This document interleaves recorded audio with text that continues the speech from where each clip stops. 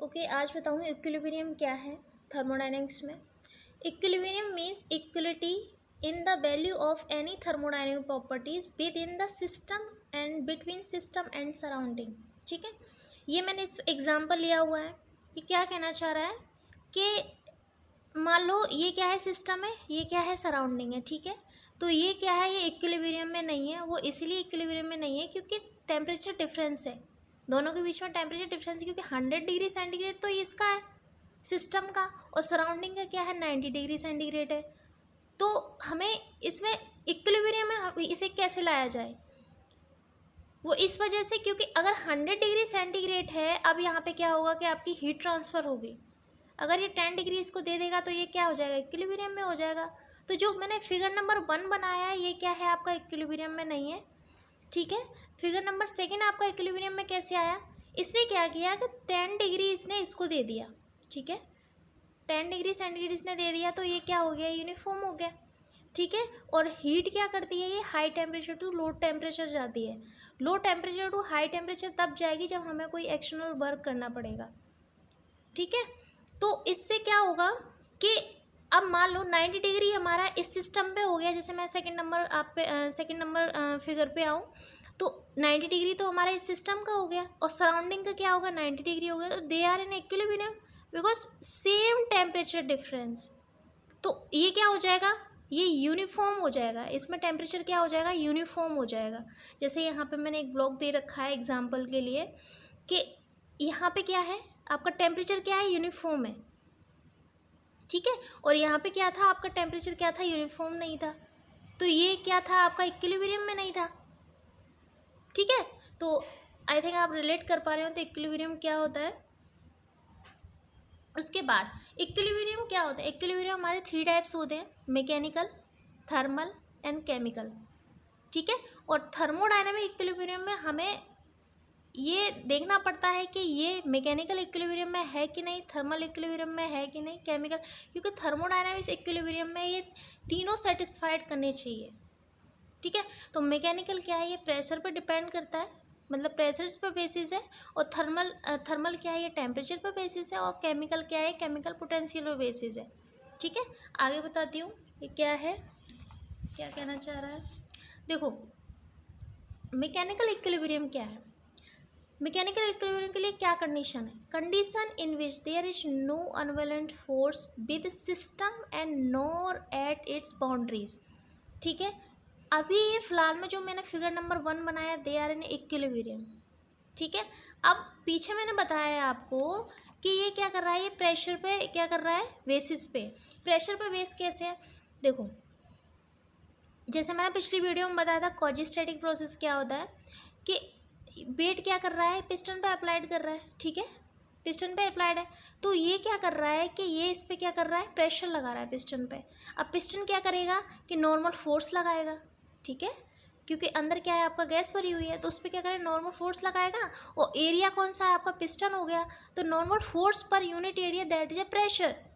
Okay, तो ये क्या है, आपका प्रेशर पे बेसिस है। तो ये जो आपका फिगर नंबर 1 बनाया, that is a system is in mechanical equilibrium. ये अभी फिलहाल में क्या है, इक्विलिब्रियम। ठीक है, अब मैंने बनाया हुआ है सेकंड आपका जो फिगर है, ये क्या कहना चाह रहा है कि अगर हम वेट को रिमूव कर देते हैं तो क्या सिस्टम हमारा इक्विलिब्रियम में रहेगा। हाँ, क्यों नहीं, वो इस वजह से रहेगा कि when weight is removed piston rise up. Piston क्या करेगा, अप राइज करेगा, एंड क्या करेगा, ऑसिलेट करेगा। ठीक है, until up and oscillate until equilibrium is again achieved. उसके बाद क्या होगा कि सम ऑफ टाइम ये क्या होगा, ये इक्विलिब्रियम में आ जाएगा आपका। ठीक है, तो ये क्या होता है आपका मैकेनिकल इक्विलिब्रियम। इसके बाद आता है कि थर्मल इक्विलिब्रियम क्या होता है। थर्मल इक्विलिब्रियम में क्या कह रहा है, condition in which temperature is uniform through out. जैसे मैंने आपको अभी इससे पहले बताया था कि इक्विलिब्रियम क्या होता है, जैसे मैंने उसमें टेम्परेचर समझाया था आपको, सेम वही कंडीशन है इसमें। ये क्या कह रहा है, condition in which temperature is uniform through out. देखो मैंने ये क्या किया है, ये ब्लॉक मैंने ए लिया है और ब्लॉक बी लिया है। ठीक है, तो ये क्या कर रहे हैं, इंडिविजुअली क्या है, ये थर्मल इक्विलिब्रियम है। वो क्यों, क्योंकि हमारा ए क्या है, सेपरेट है, बी क्या है, सेपरेट है, ठीक है। तो ये इनके जो टेम्परेचर हैं वो क्या है, यूनिफॉर्म है, इसका भी टेम्परेचर क्या है, यूनिफॉर्म है।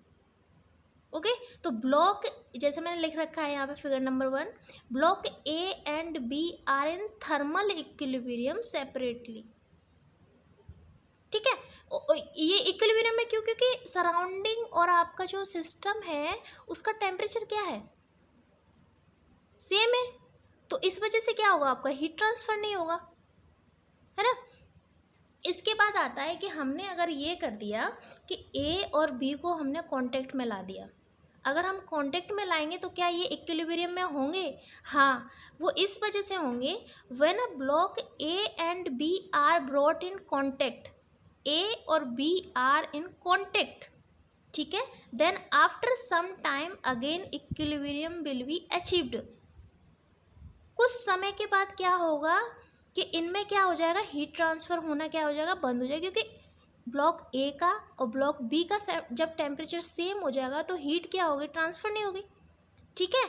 तो क्या हो जाएगा, ये थर्मल इक्विलिब्रियम, क्योंकि सेम टेम्परेचर हो जाएगा तो क्या हो जाएगा, थर्मल इक्विलिब्रियम में हो जाएगा। आई थिंक आप रिलेट कर पा रहे हो। इसके बाद आता है कि आपका केमिकल इक्विलिब्रियम क्या होता है। देखो केमिकल इक्विलिब्रियम बता दे रही हूँ मैं अभी थोड़ा सा ओरल, क्योंकि जो आप पढ़ोगे ना स्पार्कुलर, तो ये आप आईसी इंजन में अच्छे से पढ़ोगे। अब ये कह रहा है chemical equilibrium, ignition of petrol vapour and air mixture, जिसे हम चार्ज भी बोलते हैं, ठीक है, in a cylinder due to spark from spark plug before ignition there is equilibrium, ठीक है। ये क्या है आपका mechanical and chemical, but when spark plug ignite chemical equilibrium is disturb during combustion, but after some time chemical equilibrium is again achieved. ये क्या कहना चाह रहा है, देखो मैंने इधर एक छोटा सा डायग्राम बनाया है, इधर आपको दिख रहा होगा, ये क्या है, हमारा सिलेंडर है, ठीक है, ये क्या है, हमारा पिस्टन है, और ये क्या है, हमारा स्पार्क प्लग है, ठीक है। तो ये क्या कर रहा है, ये हमारा क्या है, कार्बोरेटर है। कार्बोरेटर क्या करता है कि एयर और जो पेट्रोल वेपर उसको क्या करता है, मिक्स करके इसमें क्या, इसमें कहाँ पे भेजता है, ये इधर बाल्व से भेजता है, ठीक है। ये मैं बताऊंगी बाल्व क्या है, एग्जॉस्ट वाल्व होते हैं आपके, इनलेट वाल्व होते हैं, तो ये सारा जो मैं बताऊंगी वो आपको आईसी इंजन में डिटेल में पढ़ने के लिए मिलेगा। तो मैं यहाँ पे ओरल इसका बता दे रही हूँ कि केमिकल इक्विलिब्रियम में कैसे होगा। देखो ये क्या कर रहा है, एयर और पेट्रोल, तो इसने क्या कहा, इग्निशन ऑफ पेट्रोल वेपर, ये पेट्रोल वेपर है, petrol vapour and air mixture that is air. तो पेट्रोल वेपर और एयर का जो मिक्सचर है, ठीक है, जिसे हम चार्ज भी बोलते हैं, ओके, इन अ सिलेंडर में due to spark from spark plug before ignition, मतलब ये क्या कह रहा है कि बिफोर स्पार्क प्लग से पहले ये क्या है आपका जो है वो क्या कह रहा है, there is equilibrium mechanical and chemical, ये क्या है, इक्विलिब्रियम में है आपका मैकेनिकल और chemical, but when spark plug ignite, अगर ये स्पार्क प्लस जो आपका स्पार्क प्लग है वो जब इग्नाइट करेगा, ठीक है, तो chemical, but when spark plug ignite chemical equilibrium is disturb, यहाँ पे क्या होगा आपका, ये डिस्टर्ब हो जाएगा क्योंकि यहाँ पे कंबक्शन होगा, इज डिस्टर्ब ड्यूरिंग कंबक्शन होगा। इसके बाद क्या होगा, बट आफ्टर सम टाइम, ठीक है, chemical equilibrium is again achieved, ठीक है। तो आपको समझ में आ रहा हो, अभी हल्का हल्का ही समझ में आएगा, जब आप आईसी इंजन पढ़ोगे तो आपको प्रॉपर डिटेल में समझ में आएगा कंबक्शन कब होता है, ठीक है, सारा कुछ आपको डिटेल में पढ़ने के लिए मिलेगा आईसी इंजन में। इसके बाद आता है कि मैंने आपको बताया कि थर्मोडायनामिक इक्विलिब्रियम क्या होता है। देखो when a system is in state of mechanical, ठीक है, there thermal and chemical equilibrium, then system is called in state of thermo, मतलब क्या कह रहा है ये कि व्हेन अ सिस्टम, अगर थर्मोडायनामिक इक्विलिब्रियम के लिए हमारे क्या आपके जो हैं वो मैकेनिकल इक्विलिब्रियम भी होना चाहिए, थर्मल भी होना चाहिए और केमिकल इक्विलिब्रियम होना चाहिए, देन सिस्टम इज कॉल्ड जो आपकी स्टेट है वो क्या होगी, थर्मोडायनामिक इक्विलिब्रियम होगी। ठीक है, अब इससे आगे मैं अगले वीडियो में बताऊंगी।